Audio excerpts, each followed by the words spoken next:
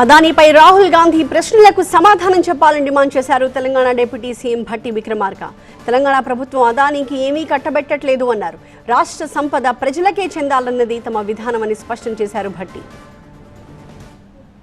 ఏదో రకంగా రాహుల్ గాంధీ మాట్లాడిన దాని మీద రాజకీయం చేసి దాంట్లోంచి లబ్ధి పొందాలని చెప్పే ప్రయత్నం కంటే అసలు ఈ దేశ సంపదని ప్రభుత్వ రంగ సంస్థల్ని ఆనాటి కాంగ్రెస్ ప్రభుత్వాలు నిర్మించిన ప్రభుత్వ రంగ సంస్థల్ని వనరుల్ని అన్నిటినీ మీరు అమ్మేరా లేదా, వాళ్ళకు అప్పచెప్తున్నారా లేదా, ఈ వనరులన్నీ పోర్టుతో సహా అప్పచెప్పారా లేదా, వాటికి సమాధానం చెప్పండి.